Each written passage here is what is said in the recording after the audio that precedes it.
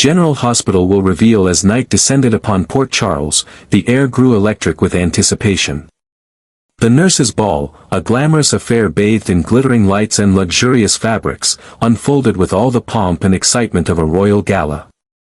The guests arrived adorned in shimmering gowns and sleek tuxedos, their laughter echoing through the grand ballroom as photographers captured every radiant smile and whispered secret. But beneath the elegant surface and the hum of charity performances, there was a darkness lurking, a meticulously constructed trap, poised to spring at the most spectacular moment of the evening. And the architect of that trap was none other than Drew, a man who had once walked a path of valor, but whose recent descent into manipulation and moral decay had transformed him into someone unrecognizable. Behind the polished smile and calculated charm, Drew carried a secret more potent than any scandal whispered at a socialite's luncheon. Hidden within the inner pocket of his finely tailored jacket was a small glass vial, unmarked, inconspicuous, and deadly. It contained ketamine, a powerful anesthetic known for its dissociative effects and, in the wrong dose, potentially fatal consequences. Drew had obtained it through quiet arrangements, enlisting Brad to secure it before the latter's departure from Port Charles. No names were exchanged, no traces left behind. To Drew, the vial represented more than just revenge.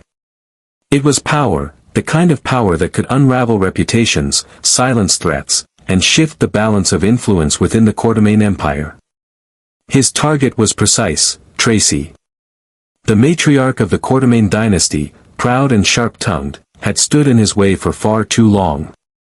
Drew had grown weary of her control over ELQ, her sharp eyes that saw too much, and her unwillingness to be manipulated. He didn't just want her removed, he wanted her destroyed. His plan was brutal in its elegance. At the very peak of the ball, amid toasts and cheers, he would slip the ketamine into her champagne flute. The moment she collapsed, unconscious and vulnerable, confusion and panic would seize the room. But more than that, suspicion would quickly blossom. Drew had already laid the groundwork, whispering about her past dealings, particularly her involvement in hiring Jacinda to drug him. It wouldn't take long for murmurs to become accusations. And Tracy, disoriented and aging, would be unable to defend herself. He had thought of everything: the crowd's distraction, the lighting, the timing of the performance that would mask his movements. He had calculated how long it would take the drug to take effect, how slowly her body would respond, and how quickly chaos would follow. Tracy, weakened by the trauma and stripped of allies, would be forced into submission. Drew could then leverage her vulnerable state to seize control of ELQ, either by coercing a resignation or through a backroom corporate coup. The spectacle would serve as both a public fall from grace and a private victory. But Drew hadn't accounted for Gio. Gio, the young man caught between legacy and secrecy, had always lingered in the background, silent, observant, seemingly unthreatening. Raised under the protective wing of Brooke Lynn, Gio carried with him a mystery that only a select few dared to whisper about. In Drew's arrogant certainty, he had failed to notice the way Joe's eyes tracked his movements, or the flicker of curiosity when Drew received a discreet call near the service corridor, speaking in coded language with someone presumed long gone. It was pure chance that led Gio to overhear fragments of Drew's plan, phrases like, "Tonight, only a sip," and "She'll never see it coming." It was pure instinct, a knot in his stomach, that compelled Gio to act. Though he didn't fully understand the scope of Drew's intentions, Gio felt an urgent pull to stop it. The moment he spotted Drew slipping toward the refreshment table under the pretense of checking on the catering, Gio knew something wasn't right. Without a plan of his own, acting purely on impulse, Gio found the tray of champagne glasses moments before they were distributed. In a moment of desperate improvisation, he switched the positions of the glasses, just slightly, just enough. Maybe it would do nothing. Maybe it would stop a disaster. But the consequence of his interference would spiral far beyond his imagination. As the guests raised their glasses and the lights dimmed for a musical number, Drew's confidence remained intact. He watched from across the ballroom as Tracy lifted her flute, unaware of the poison that should have been inside. But it wasn't Tracy who took the fateful sip. It was Lois. Within seconds, the vibrant energy of the room fractured into silence as Lois staggered, her face pale and contorted with confusion. Her knees buckled. Glass shattered against the marble floor. Screams erupted as she collapsed, unmoving. The music screeched to a halt, the spotlight frozen on a scene of horror. Lois, the heart of the Cerullo clan, lay unconscious, her breathing shallow, her pulse erratic. The immediate assumption was a heart attack, but the truth would emerge soon enough. Paramedics rushed in. Doctors whispered. A toxicology report would confirm the presence of ketamine. The whispers turned into accusations. Tracy, horrified and confused, denied everything, but Drew, already at her side, began to sow seeds of doubt. He played the role of savior effortlessly, cradling Lois's head, barking orders, feigning disbelief. No one suspected him. Not yet. But the plan was unraveling at the seams. Drew's fury simmered beneath his calm exterior as he realized the catastrophic misfire wasn't fate, it was interference. Someone had betrayed him. And when he caught a glimpse of Gio standing off to the side, his knuckles white around the edge of a table, his expression stricken, Drew understood. Gio had ruined everything. And in that instant, all the careful layers Drew had constructed around his facade began to crumble. The mask remained, but behind his eyes, the storm raged. He knew Gio had tampered with the drinks. He knew that someone had seen too much. But what Drew didn't know, what truly unsettled him, was how much Gio had heard, and whether he would speak. The collision course between them was now inevitable. Drew's plan to eliminate a rival had backfired in the worst possible way. Lois was fighting for her life. Tracy was on the defensive. And Gio, the wild card, had proven he was no longer a child hiding behind Brooke Lynn's shadow. He was now a threat. One with a conscience, and one who might be ready to expose everything. And as the night bled into morning, the glamorous facade of the nurse's ball lay shattered like the broken glass on the dance floor, replaced by suspicion, betrayal, and a secret war that had only just begun. But the consequences of Joe's interference did not unfold the way he had anticipated. In a cruel twist of fate, it wasn't Tracy who reached for the faded glass. It was Lois, Brooke Lynn's mother and one of the most beloved figures in the room, who unknowingly took it into her hand, raised it high in celebration, and drank. In the span of a few fleeting moments, the vibrant energy of the nurse's ball shattered. Laughter died on the lips of the guests. The music, once the heartbeat of the celebration, came to a sudden halt as Lois collapsed in the center of the polished ballroom floor, her face drained of color, her eyes vacant, her limbs limp.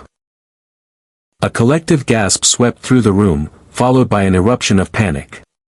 Guests screamed in disbelief. Glasses dropped and shattered. Chairs scraped back. Someone called for help.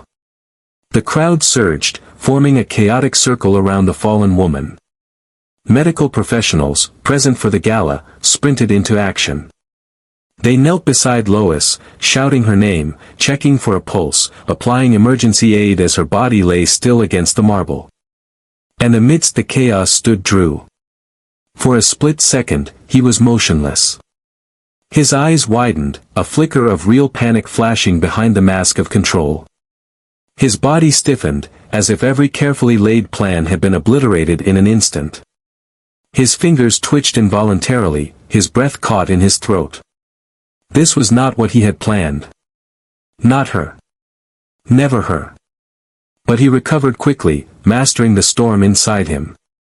Like a seasoned actor stepping into character, Drew launched himself into action. He rushed toward Lois, pushing aside stunned onlookers, barking orders with the authority of a man desperate to save a life. He shouted for an ambulance, for medical equipment, for someone to call the hospital.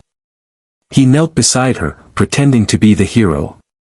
To those watching, he was a concerned friend, a selfless man in the right place at the right time. But beneath the performance, Drew's mind raced. The plan had gone wrong. And now he needed a scapegoat. He needed to redirect the narrative before questions led back to him. With practiced ease, he began planting seeds of suspicion. He recalled Tracy's involvement in his own past drugging, her connection to Jacinda, the shadowy operative she once hired. What if, he suggested to those around him in quiet whispers, this had been a revenge gone awry? What if Tracy had intended to silence him, but her plot had accidentally claimed Lois instead? It was bold. It was dangerous. But Drew thrived in danger. What he hadn't anticipated, however, was the role Gio would play in this unraveling tapestry of deception. He should have dismissed the boy, just a quiet shadow, too young, too sheltered, too insignificant to pose a threat. But as Drew slipped away from the crowd under the guise of making calls to the hospital, he found himself face to face with Gio in a narrow hallway behind the stage. The silence between them was more deafening than the panic still echoing from the ballroom. Drew's eyes, cold and calculating, locked onto Joe's wide, guilt-stricken stare. There were no words. There was no need. In that prolonged, electric moment, Drew saw everything he needed to know reflected in the boy's trembling gaze. Gio had switched the glasses. Gio had interfered. The plan hadn't failed due to bad timing or an error in execution, it had been sabotaged. And the saboteur was standing in front of him, scared and uncertain, but no longer invisible. Rage flared inside Drew, a slow-burning fury now igniting into wildfire. He clenched his fists at his sides, barely able to restrain himself from lashing out. But violence wasn't his weapon. Manipulation was. Threats, intimidation, fear, those were the tools he wielded with surgical precision. And now, he knew that he had to silence Gio. Not physically, not yet. But through fear. Through pressure. Through the weight of guilt and consequence. Yet Gio was already being torn apart from within. After witnessing Lois's collapse, knowing his actions had directly caused it, he was spiraling. He hadn't meant for this to happen. He had tried to do the right thing. And now his conscience was drowning him in shame and confusion. Should he speak up? Should he tell someone what Drew had planned? Or would doing so not only expose himself, but also shatter the fragile ties he still had to his family? Meanwhile, at General Hospital, Lois lay unconscious in critical condition. Tests were run. Blood was drawn. And the results sent shockwaves through the medical staff. Traces of ketamine, clear and undeniable, were found in her system. The implications were staggering. Someone had poisoned her. Someone had brought a dangerous drug into a public event. And as news spread to the media, the headlines exploded. Lois Cerullo poisoned at nurse's ball. Ketamine scandal rocks Port Charles elite. Reporters swarmed. Rumors swirled. And within the Ketamine family, fractures began to reopen with renewed force. Carly, ever the sentinel of instinct and truth, felt something was deeply wrong. The pieces didn't fit. Tracy was sharp and stubborn, yes, but poisoning Lois? Carly wasn't convinced. Quietly, she began her own investigation, retracing steps, questioning guests, watching surveillance footage from backstage. Her instincts led her not to Tracy, but to Drew. And yet, Drew, ever slippery, was already laying new traps. He shifted his strategy, planning his next moves with even more venom and precision. He had already lost control once. It would not happen again. Whether it meant blackmailing Gio into silence, redirecting suspicion onto another scapegoat, or orchestrating an even more elaborate cover-up, Drew was prepared. He would not go down for this. Not now. Not ever.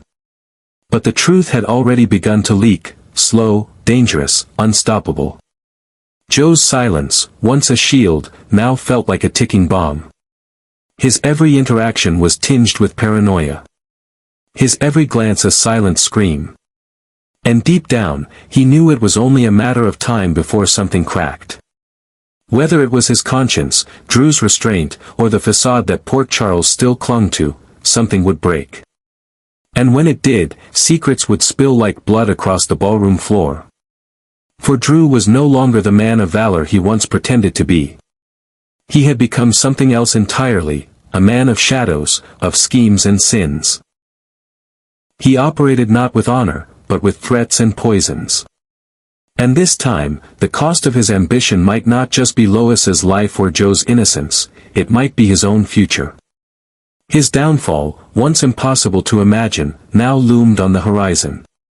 While the hospital fought to keep Lois alive, and the public hunted for answers, a storm gathered behind closed doors. The truth about the ketamine, the plot against Tracy, the tragedy of mistaken identity, and Joe's role in appending it all was all building toward an inevitable reckoning. And when the truth finally came to light, it would ignite a family war the likes of which Port Charles had never seen. A war where loyalty would be tested, reputations would be burned, and power would be bought with betrayal, blood, and ruin.